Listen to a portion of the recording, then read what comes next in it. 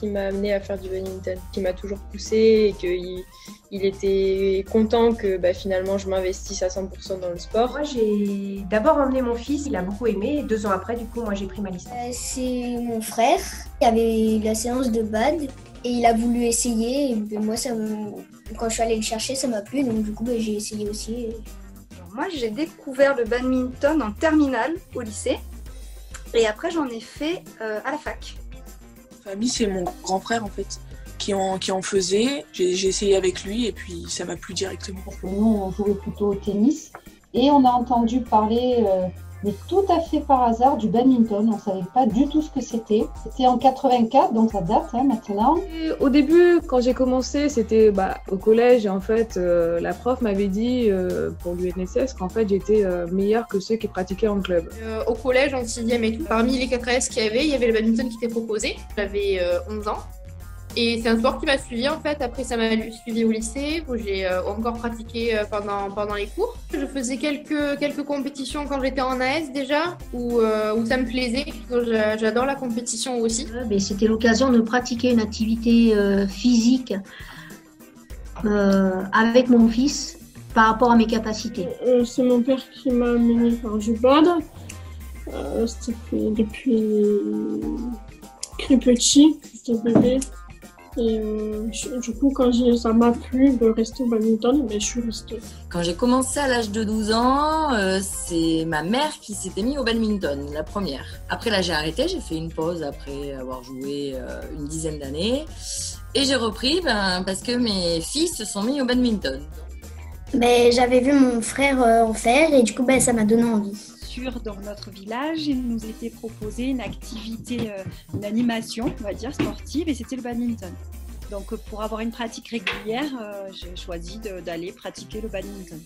Nos enfants ont découvert cette activité, ce loisir, ce sport, par notre fonctionnement. Et du coup, ils étaient eux-mêmes en demande qu'on crée une section enfants. Ils m'ont dit que j'avais un bon niveau, donc du coup, comme ça m'a plu, j'ai continué. Moi déjà c'est l'ambiance au club parce que en fait c'est dans mon village et donc je connais vraiment tout le monde. C'était la grosse rigolade, c'est cet aspect ludique du badminton, voilà quoi, c'est ce qui plaît. Parce que j'aime bien faire des compétitions et tout, mais après... J'ai pas été voir d'autres sports en fait. Donc j'ai continué sur le badminton, c'était sympa, c'était marrant et surtout non prise de tête en fait. Très bien au niveau des horaires, j'étais pas non plus contrainte, il y avait tout ce qui se calait vraiment très très bien. Pour qu'on puisse continuer l'activité de badminton sur notre village, comme ce n'était plus organisé par la mairie, on nous a demandé de créer un club pour qu'on puisse avoir accès au gymnase.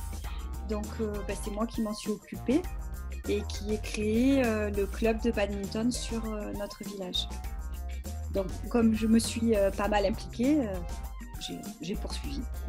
J'aime le côté échange avec les autres. Je me suis engagée aussi au niveau du club parce que moi j'aime rendre service. Voilà, c'est dans ma nature tout simplement. Moi, dès que j'ai commencé mes études et dès que j'ai commencé dans la vie pro, ça a fait trop de choses à gérer. Surtout que je faisais du bad à haut niveau, donc c'était vraiment 8 heures d'entraînement par semaine, c'était tous les week-ends. Donc ça a été compliqué. C'est mon entraîneur qui est très sympathique et qui me donne beaucoup qui m'a appris à prendre du temps pour les consignes pour moi en fait. J'étais pas spécialiste de badminton, au départ j'étais spécialiste de handball et j'ai beaucoup aimé le badminton et je me suis orientée donc sur la pratique du double notamment et puis sur l'arbitrage en arrêtant la compétition de handball. Les personnes que j'ai rencontrées tout au long de ma carrière, on va dire, avec qui j'ai pu créer des liens, avec qui je me suis sentie entourée, aussi poussée, qui ont fait que c'était plus facile pour moi de continuer parce que j'avais l'impression de continuer d'être dans on va dire une routine positive. J'ai fait d'autres sports aussi et je trouve que dans le badminton, c'est plus accessible. Déjà plus accessible par rapport au niveau. C'est-à-dire que des personnes de différents niveaux, ils sont moins mis à l'écart Dans ce sport, plus que dans d'autres, où j'ai vu c'est un peu plus élitiste, par exemple les sports collectifs, c'est difficile de se faire une place quand on n'a pas forcément un bon niveau. Dans le badminton, je trouve que c'est plus accessible. J'ai 2 filles. La première a commencé à 5 ans. C'était pas de faire jouer avec les garçons, les filles, même en étant mini-bad ou poussin. Donc c'est vrai que motiver tes enfants et puis qu'après il n'y a pas de filles, il n'y a pas de copines, c'était un peu compliqué. L'accueil est super important et le fait aussi de se sentir intégré dans un groupe en fait. C'est super important pour elles d'être avec leurs copines, pour les intégrer que ce soit au niveau des ados, mais aussi au niveau des adultes. On est en âge, on sue, on est décoiffé, et peut-être qu'à cette période de tranche de vie où elles sont assez axées sur, je dirais, le côté esthétique, ça peut ne pas convenir aussi. Je parle pour les adolescentes. J'ai vu des jeunes filles autour de moi se sentir peut-être plus délaissées que ce que moi j'ai vécu quand j'étais plus jeune. Peut-être qu'à cet âge-là, les adolescentes, elles ont envie d'avoir des copines. C'est ça qui rend aussi peut-être plus compliqué qu'elles restent. Le fait d'aller vers des primo-licenciés ou des débutants pour leur expliquer les gestes, leur permet en fait après peut-être de se faire des amis et puis de ne pas venir tout seul. Parce que c'est pas que un sport individuel en fait, c'est aussi un sport convivial, je dirais. L'année dernière, donc, on a fait ce qu'on appelle le tournoi des nouvelles licences. On a un tarif préférentiel, tarif étudiante et tarif féminine. Je pense aussi que c'est l'ambiance qu'on apporte et puis si elle se sent bien, si elle arrive à progresser, si elle est bien intégrée dans le club. La plupart des filles avec qui je joue au badminton adorent jouer contre des hommes parce que justement ça tape et ça change quoi, plutôt que de rester entre filles. C'est pas à cause de la mentalité que les filles s'en vont et ne continuent pas ce sport. De montrer que quel que soit son sexe, quel que soit son âge, quelle que soit finalement sa position sociale, tout le monde est bienvenu. Et on fait jouer, participer tout le monde. Donc je pense que oui, le fait d'être bien reçu, bien accueilli, le fait qu'il y ait une bonne ambiance permet qu'un adhérent qui va venir essayer continue à pratiquer. Vraiment, je me suis découvert une passion il y a 5 ans de ça. Et ensuite, c'est toujours parce que moi, j'aime rendre service. On m'a demandé si j'étais disponible pour être bénévole. J'ai accepté. Puis en fait, j'en suis relativement contente, même si c'est pas mal de boulot. Mais voilà, j'aime bien mon poste. Moi, je ne conçois pas d'être dans une association et de pas y faire quelque chose. Je pense qu'on apporte quelque chose à l'association. Elle nous apporte en retour. Bon, j'étais déjà investie dans le milieu associatif. C'est l'histoire d'amour de toute une vie. Où on était là vraiment dans une démarche vraiment altruiste de construction. On était beaucoup moins nombreux. Voilà, cette lutte de pouvoir et autres, ça n'existait pas. J'ai commencé un petit peu à ralentir mon investissement quand j'ai commencé à dire que le mouvement associatif n'était pas là pour être une thérapie déjà. Et puis, quand il y a eu des luttes de pouvoir, moi, ça m'a pas plus intéressée. Même quand j'étais plus jeune, je m'étais engagée dans l'entraînement et dans l'arbitrage. Maintenant, avec les années, j'ai quand même une expérience dans le bad en tant que joueuse.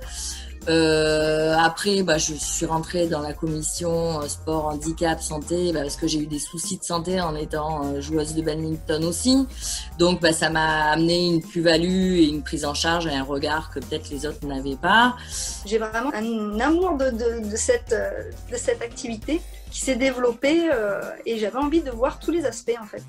Donc, en fait, on recherchait activement des juges arbitres et des arbitres. En 2010, je suis devenue arbitre national et j'ai commencé à évoluer vers l'international en 2013-2014.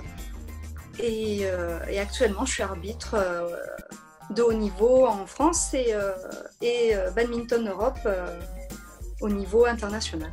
Engagée, oui, au niveau d'un club, non, mais je suis quand même engagée au niveau du comité départemental et je suis quand même engagée au niveau de la ligue. Au lieu de passer mon temps à critiquer les gens, moi je pense que dans mon sens il vaut mieux aller voir ce qui se passe et essayer de faire quelque chose et d'améliorer. Si on peut aller améliorer, tant mieux. Si on peut pas, c'est pas très grave, mais au moins qu'on fasse quelque chose. Nous, en tant que femme, on a encore en général les enfants le soir.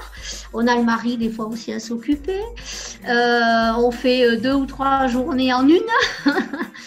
Mais je pense que c'est aussi une plus-value que ça soit en parallèle avec notre emploi.